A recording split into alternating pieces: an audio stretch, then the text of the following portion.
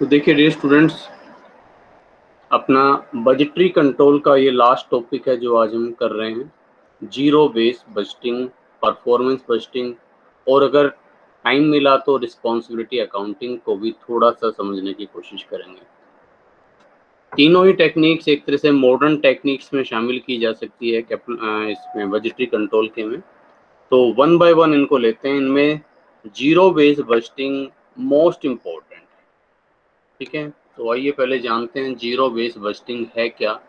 पहले मैं थोड़ा सा आपको एक जनरल सा ओवरव्यू दे दूं, जीरो बेस बजटिंग क्या है।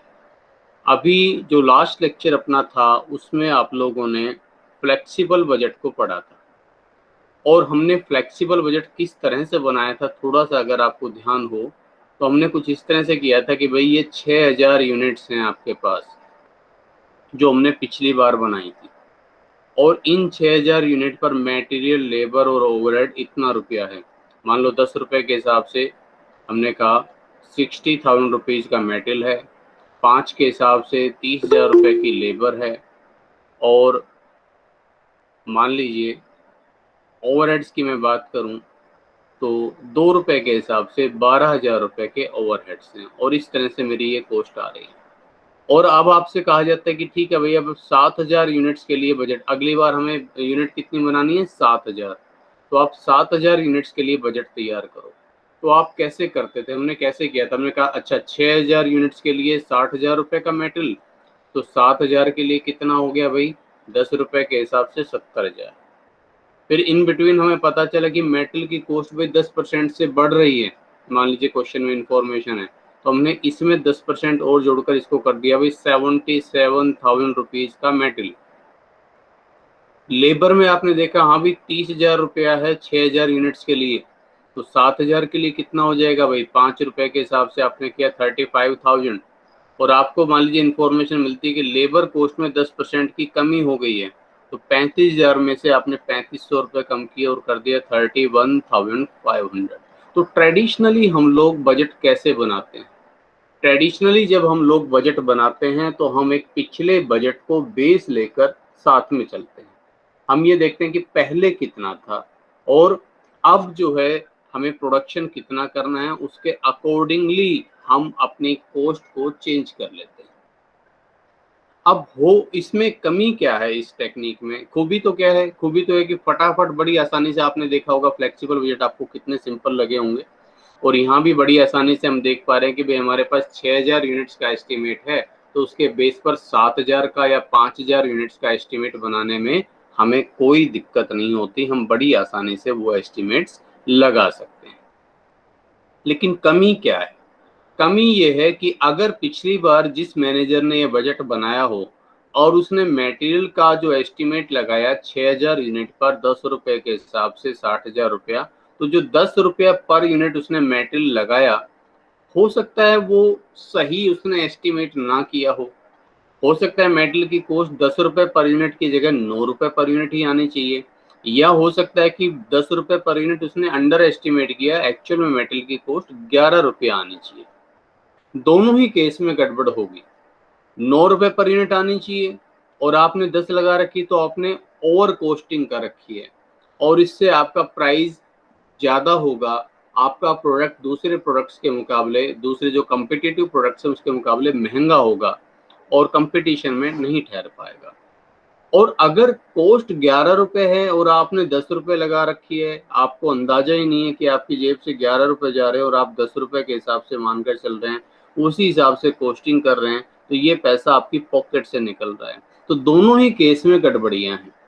लेकिन अगर एक बार गलती हो जाए तो उसको सुधार किया जाना चाहिए, हम लोग ऐसा ही पढ़ते आ रहे हैं, उसमें संशोधन होना चाहिए।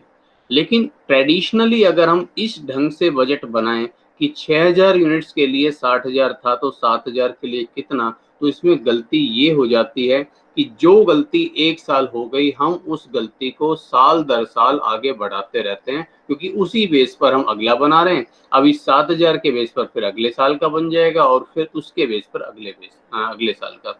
यानी कि जो एक बार गलत एस्टिमेट हो गया वो साल दर साल लगातार रिपीट होता चला जाता है, चाहे मेटल की कॉस्ट है, चाहे लेबर की कॉस्ट है, चाहे ओवरहेड की कॉस्ट है। तो इससे क्या होता है कि जो आपकी गलतियां हैं, जो कमियां हैं, या अगर कोई फ्रॉड्स की सिचुएशन है या कोई इनएफिशिएंसी के कारक हैं, उनके बारे में हम पता लगा ही नहीं पाते। ठीक है, तो अब आपके समझ में आ गया होगा कि ये जीरो बेस में जीरो बेस का मतलब क्या है। ये जीरो बेस का मतलब ही यही है कि भैया जो अब आपने 6000 यूनिट्स पिछली बार बनाई थी उसके लिए एस्टिमेट कर लिया, ओके। अब 7000 यूनिट बना रहे हो, वो इस साल बना रहे हो 7000 यूनिट, तो पिछले बेस को भूल जाओ। तुम ये भूल जाओ कि पिछली बार हमने कितनी यूनिट बनाई थी और कितना मेटल लगा था। अब आप 7000 रुपए के लिए मेटल कॉस्ट को बिल्कुल नए सिरे से एस्टिमेट करो कि देखो कौन कौन सा मेटल लगेगा और किस प्राइस पर आएगा और कितनी मेटल कॉस्ट लगेगी। ऐसे ही लेबर के लिए भी फ्रेश एस्टिमेट करो और ये देखो कि कितने रुपए की लेबर कॉस्ट लगेगी, कितने रुपए के ओवरहेड लगेंगे। अब इससे क्या फायदा मिलेगा? इससे फायदा ये मिलेगा कि अगर आप हर बार बिल्कुल फ्रेश रूप से उसको एस्टिमेट करेंगे तो आपका बजट बिल्कुल अपडेट रहेगा। पिछली वाली गलतियां हैं उनको आप लगातार दोहराएंगे नहीं, उनको आप साथ आगे लेकर चलेंगे नहीं।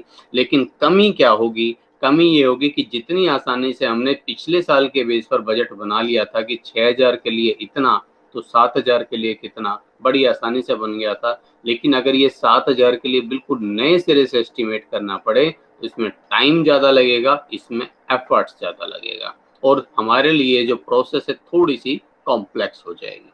ठीक है, तो इसी का नाम जीरो बेस बजटिंग है। तो थोड़ा सा इसके बारे में समझते हैं, इसकी हिस्ट्री के बारे में। जैसा कि यहाँ आप सामने देख भी पा रहे होंगे कि ये जो कंसेप्ट है, इस तरह का कंसेप्ट, इस नाम से तो नहीं, इस नाम से तो फर्स्ट टाइम ये यूज किया गया था जो है इसमें 1962 में बल्कि।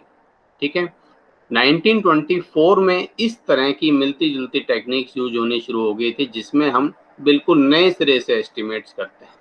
ठीक है, तो first time use by British budget officer E Hilton young.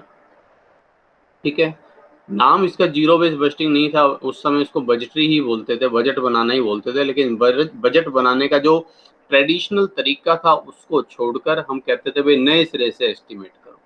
ठीक है, पूरा एस्टिमेट नए ढंग से करो। 1952 में भी इस तरह की टेक्निक्स यूज की गई। ठीक है, वेरन लुइस के द्वारा। ठीक है, और 1962 में, ठीक है, ये जो टेक्निक है यूज की गई एग्रीकल्चरल डिपार्टमेंट ऑफ यूएस से।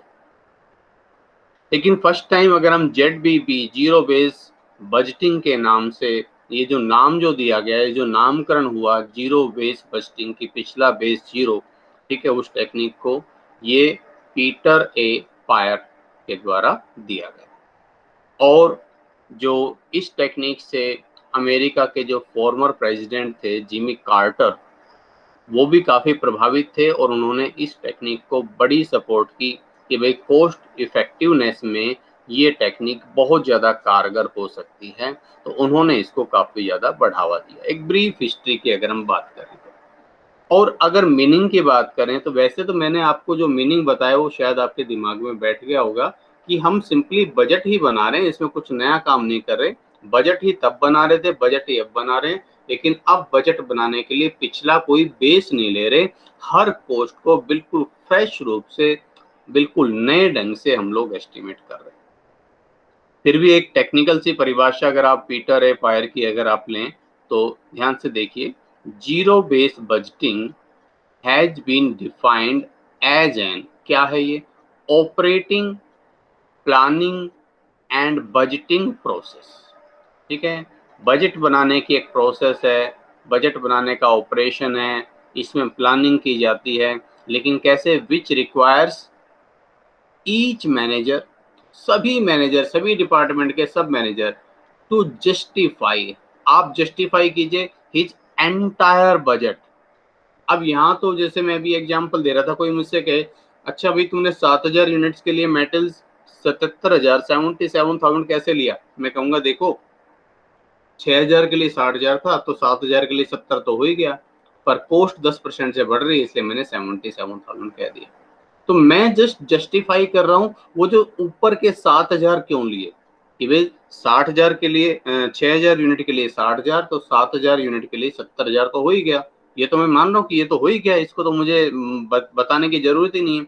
हाँ, 70,000 से ऊपर 7,000 क्यों लिए मैंने वो बता दिया, लेकिन यहाँ पूरे के पूरे 77,000 भैया कहाँ से आए, वो पूरा आपको जस्टिफाई करना पड़ता है। तो they require to justify entire budget request for each period in details from scratch. Scratch का मतलब बिल्कुल जीरो बेस से, नए सिरे से। तो each manager states why he should spend any money at all. मतलब अब आप पहले से ये नहीं मान के चल सकते कि देखो भाई 6,000 के लिए 60,000 रुपये का खर्चा है तो 7,000 के लिए 70 तो हो ही गया। नहीं, पहले से 1 रुपया भी अलाउड नहीं है, ठीक है। वहां तो अभी तक ट्रेडिशनली तो हम ये कहते हैं कि देखो 6 के लिए 60,000 तो 7,000 यूनिट बनाएंगे तो 70,000 तो हो ही गया। अगर 70,000 यूनिट मैंने 70,000 रुपए का खर्च किया तो इसमें तो मुझे कोई जस्टिफिकेशन की आवश्यकता ही नहीं है, क्योंकि भाई पिछली बार भी तो बनी थी 6,000 यूनिट और उस पर 60,000 रुपए खर्च हुए थे। तो इस बार मैं 7,000 यूनिट बना रहा हूँ तो 70,000 तो लगेंगे। हाँ, 70,000 से ऊपर अगर कुछ खर्चा हो रहा है तो मुझे उसका जस्टिफिकेशन देना होता है, लेकिन जीरो बेस में पिछला बेस क्योंकि कुछ भी नहीं है, इसलिए पूरे के पूरे 70,000 हो तो 77,000 हो तो, और इवन बल्कि 6,000 यूनिट्स पर 60,000 और 7,000 यूनिट अगर आपने बना दी मान लो 60,000 में ही, तो देखने को तो लोग बड़े खुश होंगे कि देखो भाई 6,000 यूनिट 60,000 रुपए में बन रही थी, इस बार इसने 7,000 यूनिट को 60,000 में बना दिया, तो पूछने की जरूरत ही नहीं है ट्रेडिशनल केस में तो। लेकिन जीरो बेस बजटिंग तो ये भी कहता है कि भैया 7,000 पर आपने जो 60,000 रुपए खर्च किए ना, ये कैसे हुए, इसका भी जस्टिफिकेशन दो। तो पहले से 1 रुपया भी अलाउड नहीं है, आपको हर रुपए जो भी आप खर्च कर रहे हो उसकी जस्टिफिकेशन आपको देनी है। तो this approach requires that all activities be identified as decision package. ठीक है, सभी एक्टिविटीज को एक डिसीजन पैकेज की तरह लो, ठीक है, which will be evaluated by systematic analysis. ठीक है, इसका सिस्टमैटिक एनालिसिस करो, इनकी रैंकिंग करो, ranking in the order of importance, मतलब जो एक्टिविटी ज्यादा जरूरी है उसको पहले करो, जो बाद की है उसको बाद में करो। जो ज्यादा जरूरी है उसमें पहले रिसोर्सेज डालो, जो कम जरूरी है उसमें बाद में रिसोर्सेज लगाओ। ये जीरो बेस बजटिंग है। तो इसका मतलब आपके समझ में आ गया होगा बच्चे से। और क्या इसकी प्रोसेस है, अगर आप उसको देखना चाहें कैसे बनाते हैं, तो सबसे पहले कोई भी काम हो उसका ऑब्जेक्टिव होता है। तो यहाँ पर भी आप इसके ऑब्जेक्टिव्स तय करेंगे कि किस पर्पज से हम लोग बजट बना रहे हैं, ठीक है, कौन सी कितनी यूनिट्स का टारगेट है, ठीक है, और क्या हमारा मेन पर्पज है।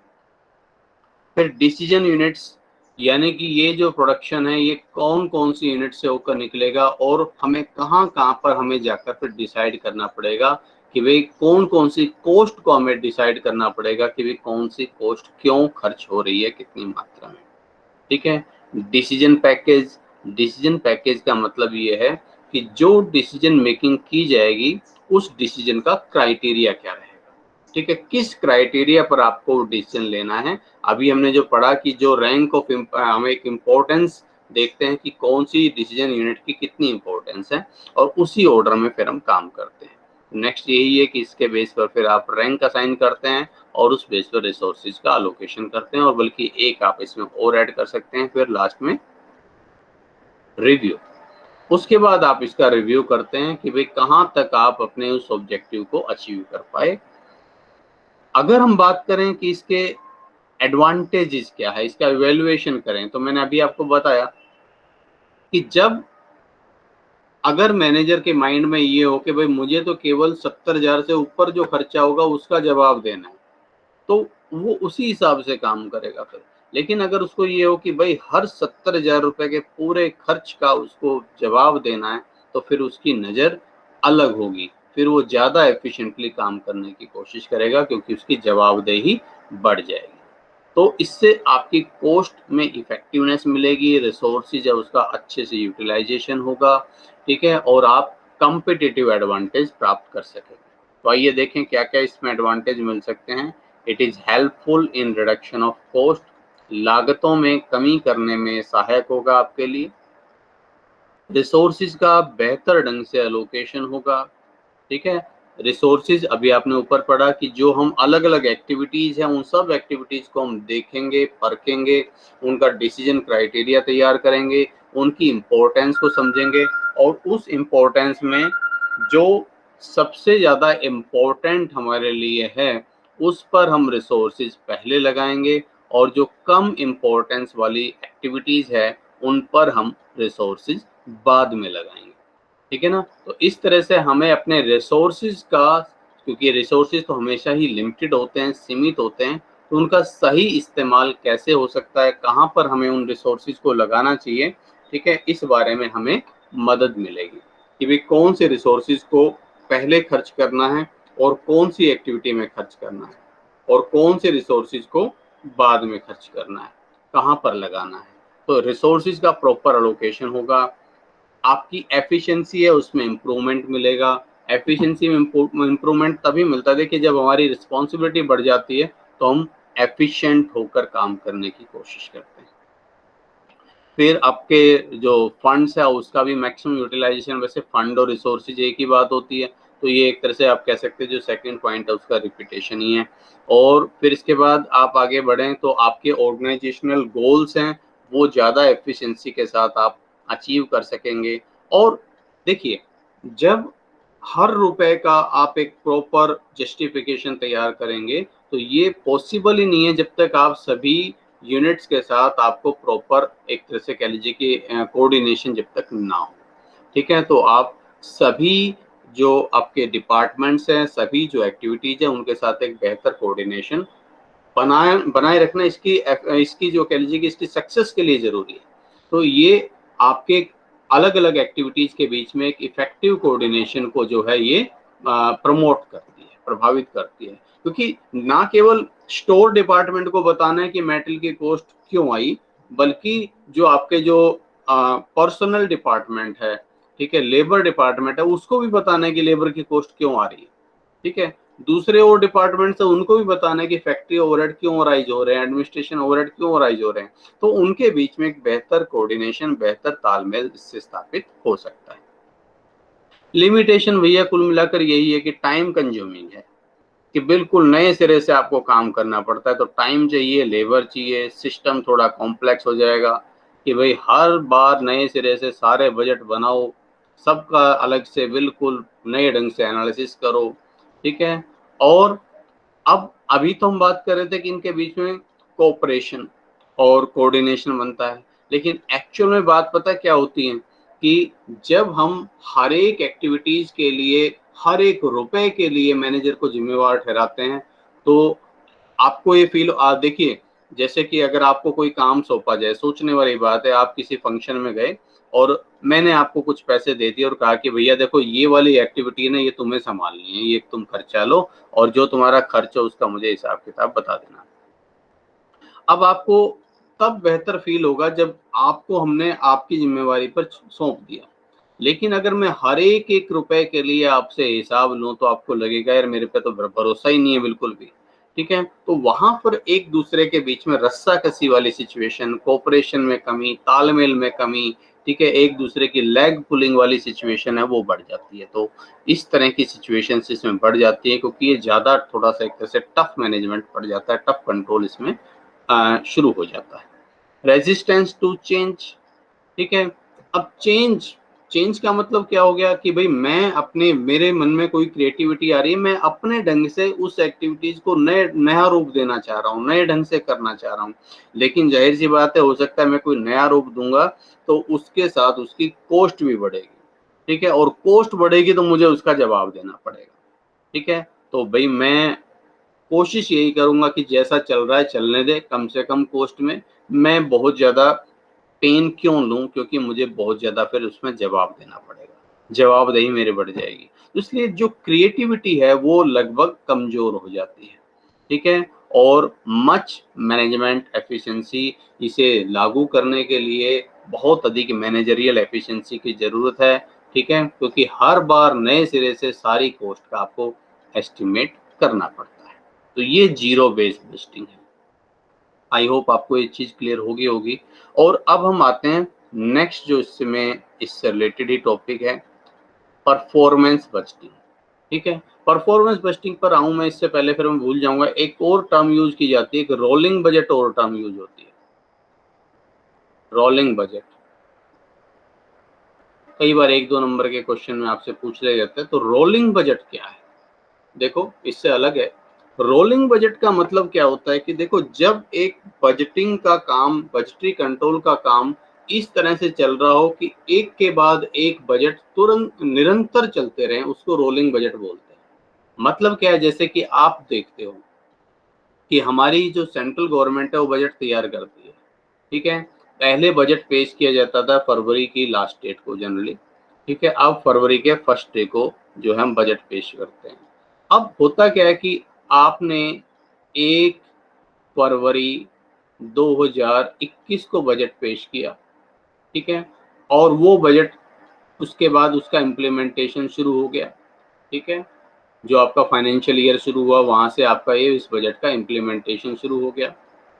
1 अप्रैल 2021 से इसका इम्प्लीमेंटेशन शुरू हो गया।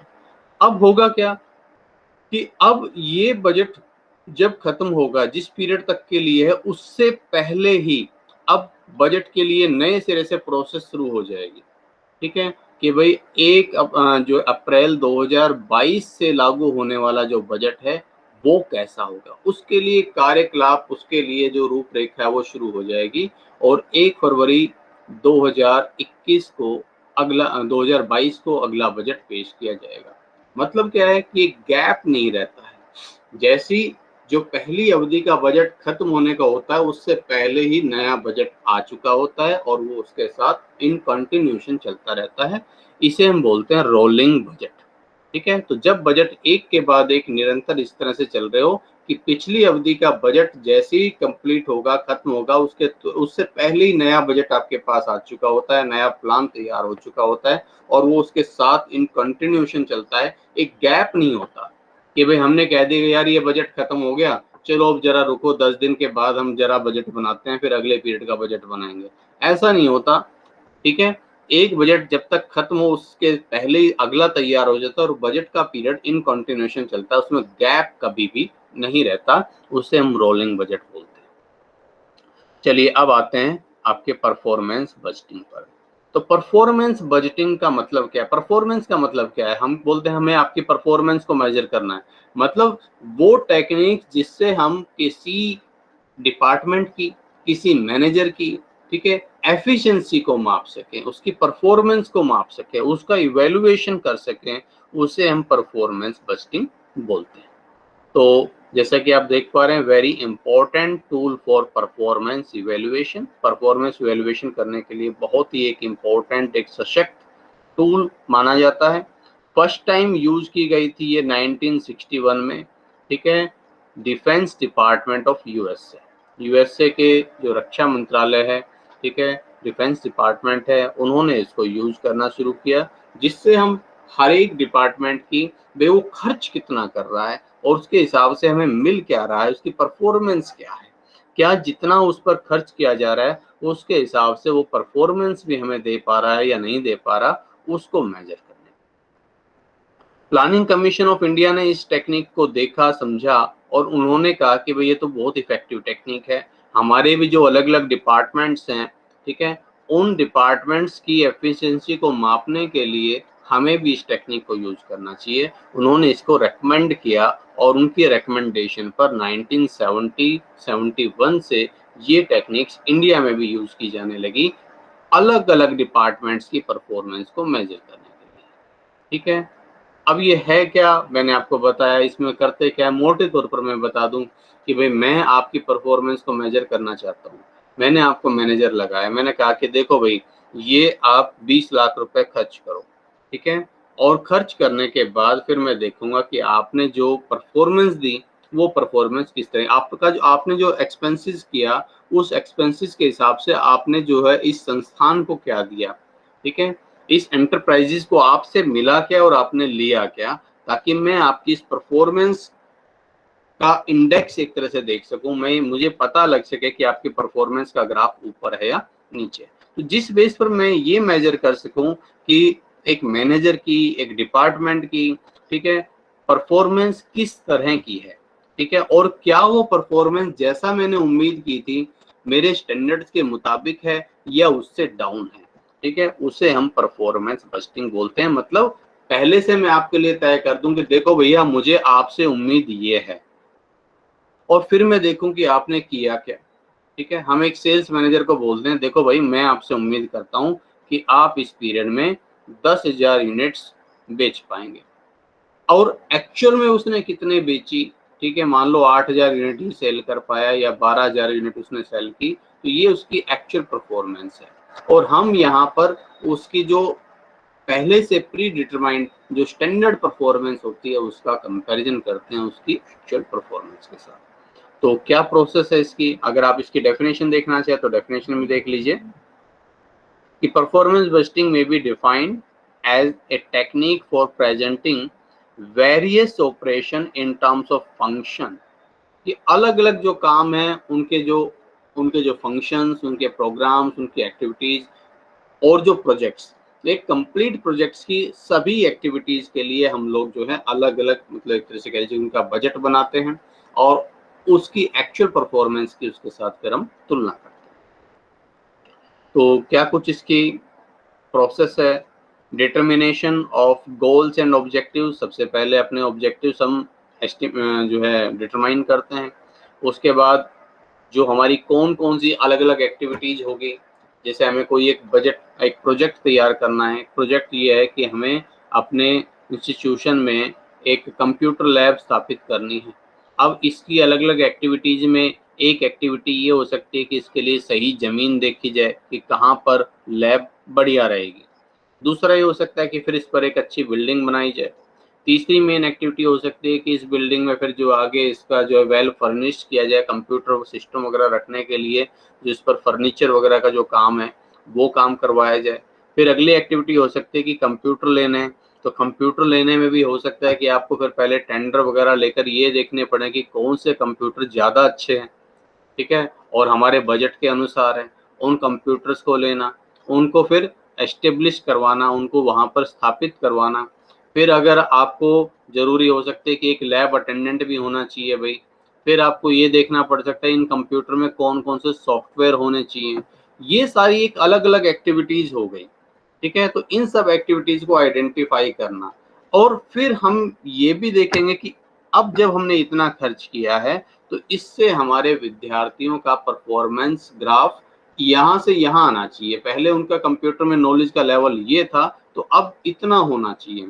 तो फिर हम बाद में ये भी देखना चाहते हैं कि देखो भाई हमने जो इतना खर्च किया, ठीक है, उस खर्च का हमें नतीजा क्या मिल रहा है।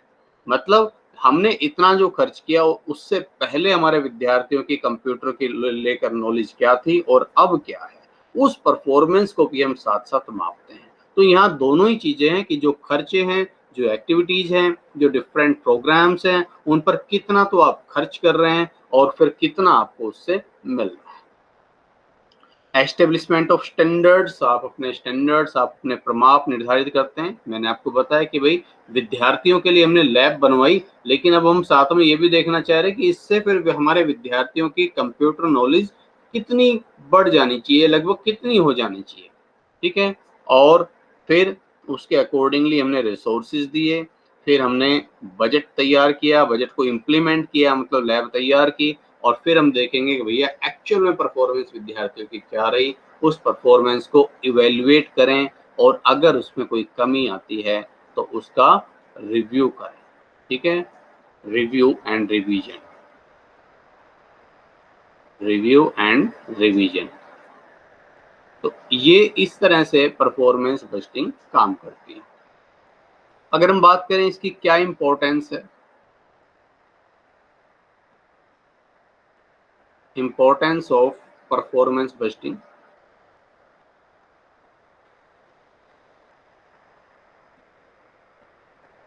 तो जैसे आपने जीरो बेस बस्टिंग को देखा कि इसकी कुछ इंपॉर्टेंस है, इसी तरह से परफॉर्मेंस बस्टिंग की भी इंपॉर्टेंस ये है। पहली बात, helpful in achieving your goals, helpful in achieving organisational goals.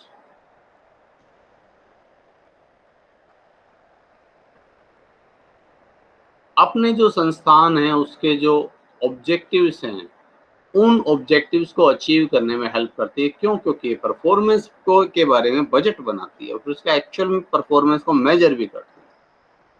ठीक है, फिर इसके अलावा evaluation of efficiency of employees, same same सी बात है।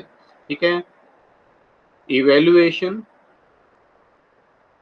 ऑफ एफिशिएंसी ऑफ एम्प्लॉइज, हमारे जो कर्मचारी है उनकी परफॉर्मेंस को आप इवेलुएट करना चाहते हैं, इससे बड़ी आसानी से कर सकते हैं। ठीक है, फिर प्रॉपर डिस्ट्रीब्यूशन ऑफ वर्क,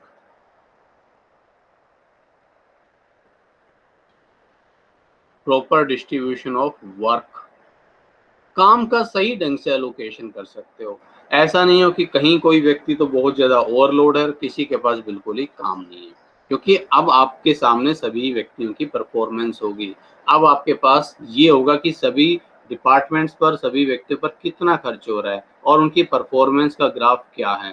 ठीक है, और उनकी परफॉर्मेंस किसकी अप टू स्टैंडर्ड है, किसकी स्टैंडर्ड अबव स्टैंडर्ड है, किसकी बिलो स्टैंडर्ड है। ठीक है, और उस बेस पर आप काम का सही ढंग से डिस्ट्रीब्यूशन कर सकते हैं। और जब जिस हिसाब से वो काम कर रहे हैं उसी हिसाब से उनको रिसोर्सेज दो। ऐसा तो नहीं होना चाहिए ना कि एक डिपार्टमेंट जो बहुत अच्छा कर रहा है, ठीक है, उसको भी उतना ही रिसोर्सेज मिल रहे हैं जितना एक डिपार्टमेंट जो बिल्कुल काम नहीं कर रहा है, इनएफिशिएंट, उसको भी उतने रिसोर्सेज दिए जाएं। तो आप इस परफॉर्मेंस के बेस पर रिसोर्सेज का बेहतर ढंग से जो है अलोकेशन कर सकते हैं। ठीक है, तो अलोकेशन ऑफ रिसोर्सेज या ऑप्टिमम allocation of रिसोर्सेज का बेहतर ढंग से आप अलोकेशन बंटवारा कर सकते हैं। ठीक है, और इस तरह से आप इसका जो आगे तो फिर आप ये लिख सकते हैं कॉस्ट इफेक्टिवनेस, कंपिटिटिव एडवांटेज,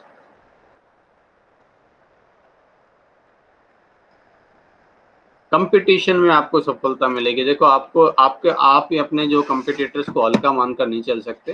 ठीक है, आप ये मान सकते हैं कि भाई वो लोग भी डेफिनेटली जो है बहुत अच्छा कर रहे होंगे, अच्छा करने की कोशिश कर रहे होंगे।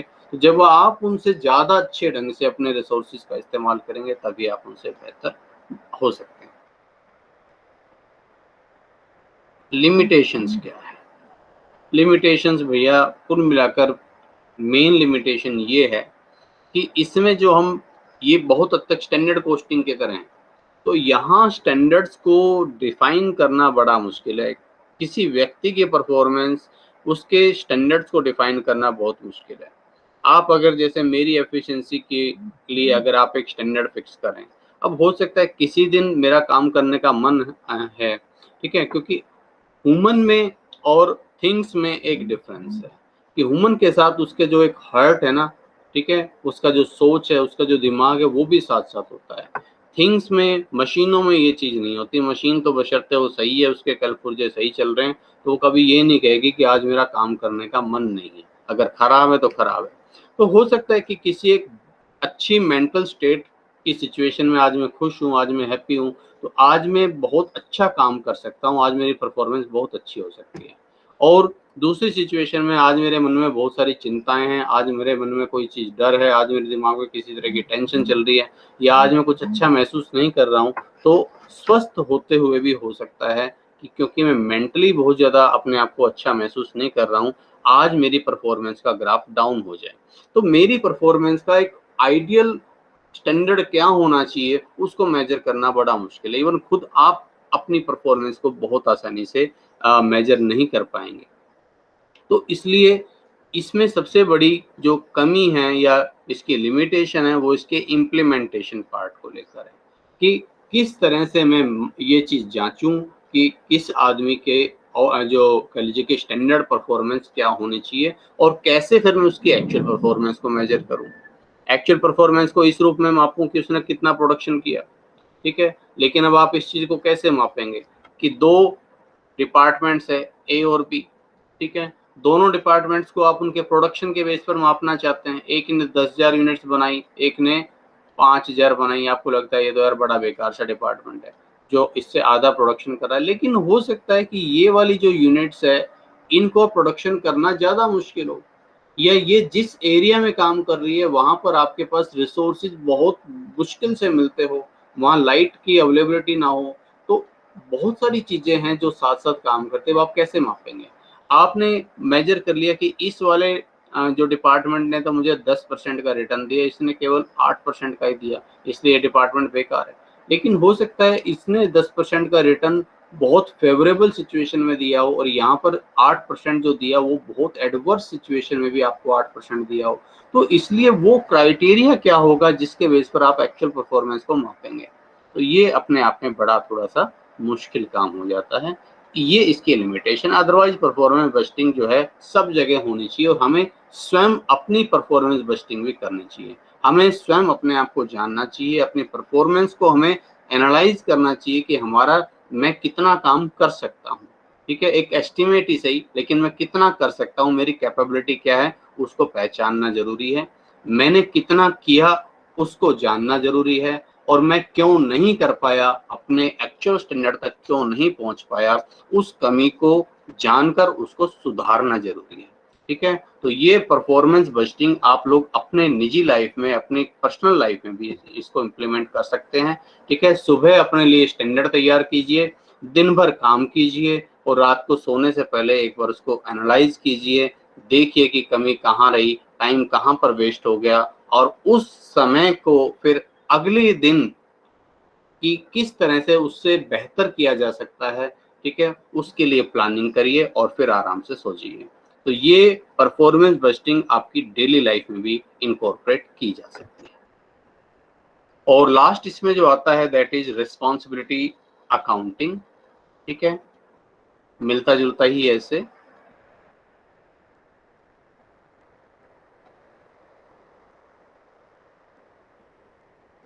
रिस्पांसिबिलिटी अकाउंटिंग कि अकाउंटिंग का मतलब आपको पता है लेखा-जोखा करना, एस्टिमेट करना, गणना करना।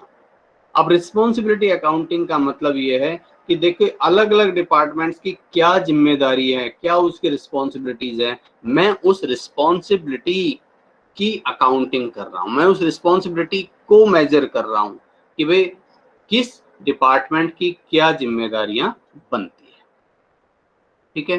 तो इस बेस पर ये ज़ाहिर-सी बात है, ये भी एक इफ़ेक्टिव कॉस्ट कंट्रोल की टेक्निक्स हैं, ठीक है? और एफ़िशिएंसी को बढ़ाने की टेक्निक्स है, क्योंकि जब हम आपसे कह देते हैं कि भैया आपकी ये रिस्पॉन्सिबिलिटी है और आपको पूरा करनी है, ठीक है? जब हम टारगेट्स दे देते हैं किसी को कि हमने किसी जो है एजेंट को बोल दिया कि भैया तेरे को जो है इस पीरियड में 30 एलआईसी पॉलिसीज़ करनी है या इतनी न्यू न्यू पॉलिसीज़ लानी है। तो उसके माइंड में एक टारगेट आ जाता है कि मुझे ये काम करना है और अंदर से उसके लिए एक कह लीजिए कि एक सेल्फ मोटिवेशन वाली भावना आ जाती है। तो अच्छा कीजिए से काम नहीं चल सकता। अच्छा कीजिए में क्या करना है, हम आपसे क्या एक्सपेक्ट कर रहे हैं, ठीक है? ये अब आपके लिए रिस्पॉन्सिबिलिटी अकाउंटिंग बन जाती है। तो रिस्पॉन्सिबिलिटी अकाउंटिंग में हम लोग क्या करते हैं, हम पहली बात classification of department, classification of departments. हम अलग-अलग डिपार्टमेंट्स में उनको क्लासिफाई कर देते हैं, भाई ये सब अलग-अलग डिपार्टमेंट्स हैं और इन सब की ये ज़िम्मेवारियाँ होंगी। फिर हम उनको रिस्पॉन्सिबिलिटी असाइन कर देते हैं, असाइनिंग द रिस्पॉन्सिबिलिटी। फिर उनकी परफॉर्मेंस जो है उसको मेजर करना, ठीक है? Measuring the performance.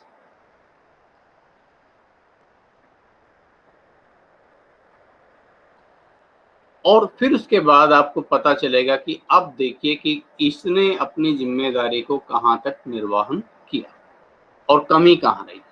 तो क्लासिफिकेशन की अगर मैं बात करूँ तो जनरली इसमें 4 सेंटर बनाए जाते हैं। एक होता है कॉस्ट सेंटर, लागत केंद्र बोलते हैं।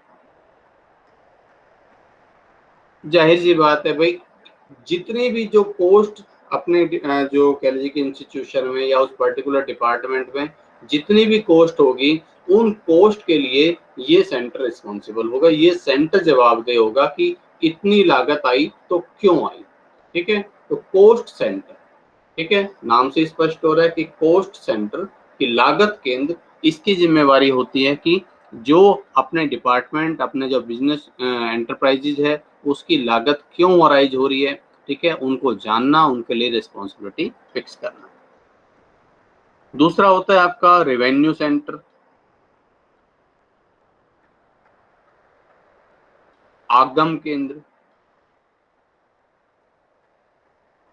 आपको जितना रेवेन्यू मिलता है बिक्री से, जो कुछ प्राप्त हो रहा है वो सब आगम है।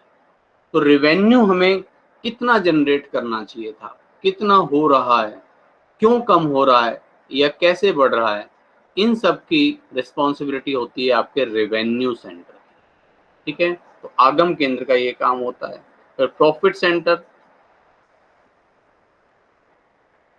प्रॉफिट सेंटर अलग से इंडिपेंडेंटली काम नहीं कर सकता, क्योंकि profit is the difference of revenue and cost, इसलिए प्रॉफिट सेंटर इन दोनों से जुड़ा हुआ है, क्योंकि रेवेन्यू और कोस्ट का जो डिफरेंस है जनरली वही प्रॉफिट होता है। तो एक टारगेट प्रॉफिट हमारा क्या होना चाहिए और हमें कितना मिल रहा है। और फिर इसके बाद इन्वेस्टमेंट सेंटर,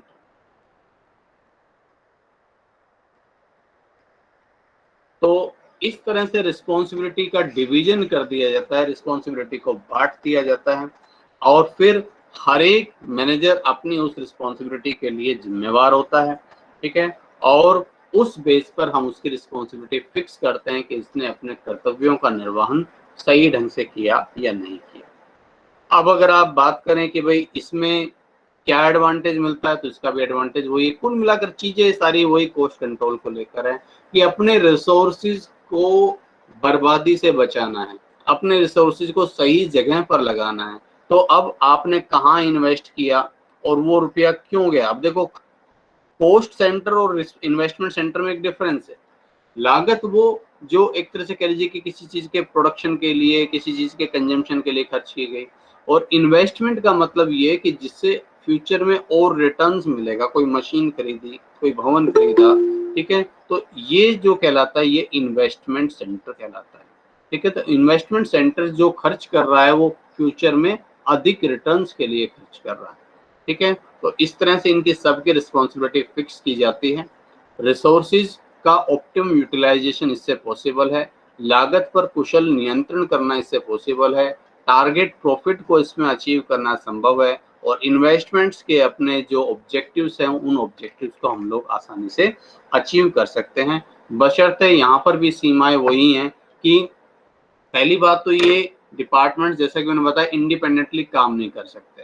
ठीक है, जब तक इनमें, अगर इनमें कोऑर्डिनेशन है तो बहुत अच्छे से काम करेंगे।